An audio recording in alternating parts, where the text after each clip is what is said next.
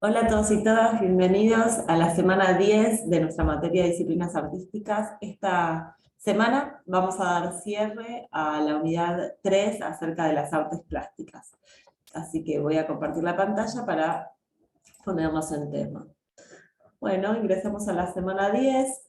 Esta semana nos vamos a centrar en dos disciplinas artísticas súper interesantes referidas a las artes plásticas, como son la escultura y la arquitectura. ¿Sí? Esta semana vamos a ver entonces los siguientes temas: la escultura, un poco de historia, de evolución de la escultura como arte, y también vamos a analizar la arquitectura, los estilos arquitectónicos y su vinculación con el urbanismo. Entonces, cuando hablamos de escultura, ¿a qué nos referimos? ¿Qué es la escultura? Bueno, la escultura es justamente el arte de producir objetos creando volúmenes y conformando espacios, así como cuando analizamos las pinturas o el dibujo, estamos hablando de la bidimensionalidad de dos dimensiones. Acá ya en la escultura aparece una tercera dimensión, aparece el volumen. Entonces es interesante que para expresarse ya no se utiliza solamente el espacio bidimensional, sino absolutamente tridimensional. Y de alguna manera se trata de un arte que involucra entonces también a lo espacial. Eh, Evidentemente hay muchísimos materiales para hacer obras escultóricas, y esa elección del material implica diversas técnicas. ¿Sí? Una podría ser la talla y el cincel, el modelado, la fundición o el ensamblado. Depende del material que haya optado el artista por utilizar para expresarse.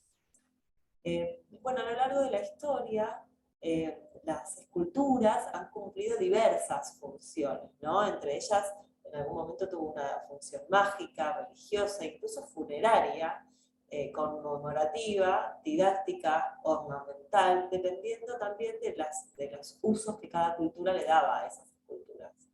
Eh, lo que está claro es que la función religiosa en la mayor cantidad de culturas y de religiones siempre tiene algún tipo de presencia de lo escultórico. Eh, la función funeraria fue más bien propia del antiguo Egipto, pensemos en el Imperio Romano, también en el gótico y el barroco, incluso hoy en la época contemporánea aparece esta función funeraria dada a la escultura. Eh, pero bueno, más allá de estas funciones externas a lo artístico, es interesante empezar a ver, sobre todo en la variante más moderna, la escultura como una forma también de expresión, ¿no? Uno puede analizar esa estética que esa escultura nos propone, más allá de cualquier tipo de ligación didáctica, religiosa, u ornamental, funeraria. Siempre la propuesta de esta materia es pensar, bueno, ¿qué pasa con esa obra de arte como obra en sí? ¿No? ¿Qué nos expresa, qué nos transmite, qué nos provoca? Eh, para pensar un poco en esta historia de la escultura, de alguna manera también hay que pensar en su evolución, ¿no? Durante el siglo XX comienzan a desarrollarse dos tendencias nuevas en la escultura moderna. Eh, una representada por Auguste Rodin, que es un artista muy importante en lo que es la escultura, que simplifica los volúmenes, estiliza los cuerpos representados, más bien se tratan de obras como más estilizadas. Y por otro lado, hay otra variante que sigue manteniendo, que sigue manteniendo cuestiones técnicas tradicionales, pero que pasa también a otras búsquedas, ¿no? Como, ¿a qué nos referimos? A que deja de utilizar los materiales tradicionales, ¿no? Llamados nobles, como pueden ser el mármol, la piedra, la madera, el bronce. Estos materiales tradicionales son reemplazados por otro tipo de materiales que antes resultaban impensados para la escultura, como puede ser incluso cemento, plástico, desechos industriales, elementos naturales como plantas, como cualquier elemento de repente puede pasar a formar parte de una obra escultórica. Eh, Así que esto es realmente algo que se incorpora, nuevos materiales dentro de la escultura, que está bueno destacar, a lo largo del siglo XX. Y también, a partir del desarrollo de nuevas tecnologías, aparece también el uso del movimiento y la luz como un elemento incorporado también a esta voluntad de la escultura de producir movimientos dentro de la propia obra.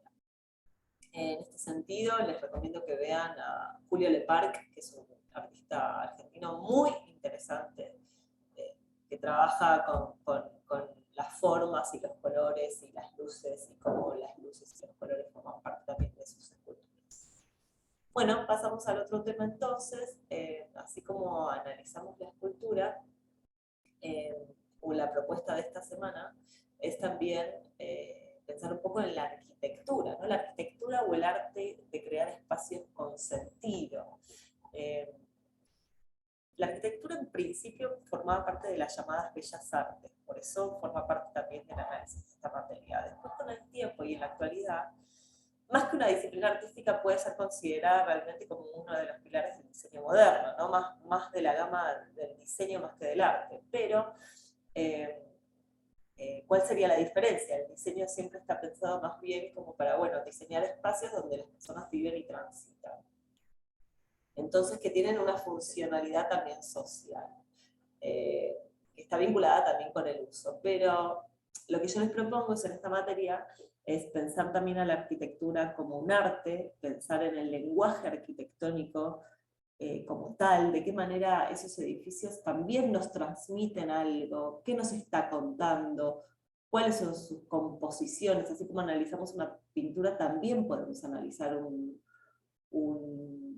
edificio, qué estilo arquitectónico presenta, cuál es su materialidad, cuál es la disposición de sus elementos, y de alguna manera, ¿qué nos está comunicando ese edificio? Además de ser usado para vivir, o además de ser usado para un fin muy puntual, bueno, pensarlo como también una obra de arte, como un patrimonio, con valores estéticos, históricos, simbólicos.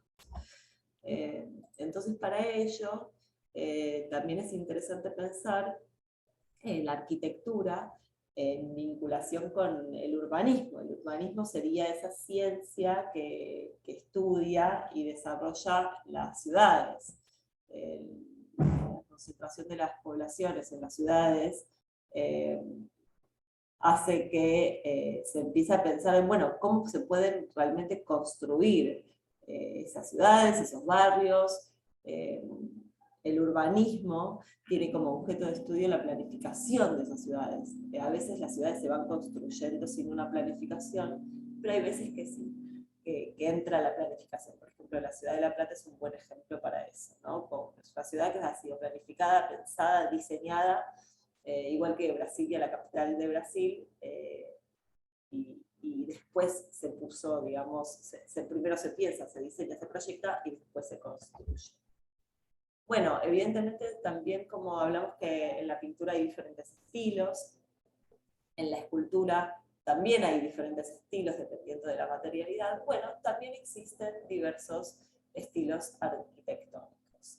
En el mundo occidental, obviamente hay una gran tradición arquitectónica llamada arquitectura clásica, pero esos estilos más tradicionales luego se van combinando con nuevas variantes, como puede ser el neoclasicismo, el neogótico. Aparecen después a lo largo del siglo XX nuevos estilos más innovadores como el Art Nouveau, el Art Deco, el formalismo y el postmodernismo. Se los dejo acá mencionados para que, si a alguien le interesa este tema de la arquitectura, la puedan investigar luego por más profundidad. Bueno, esta semana tienen que hacer esta actividad. Simplemente se trata de un foro en el cual tienen que elegir alguno de estos edificios, el que más les interese, para poder analizarlo en profundidad.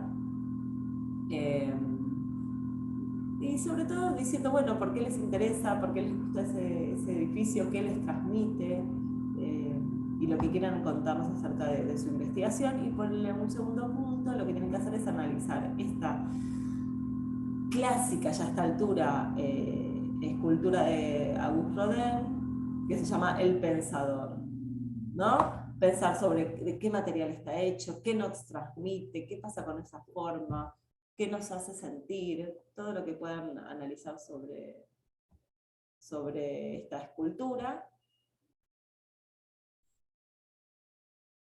Volvemos para atrás. Y en Para Saber Más tienen un recorrido histórico y arquitectónico en Buenos Aires y un documental acerca de la arquitectura, que son enlaces de interés.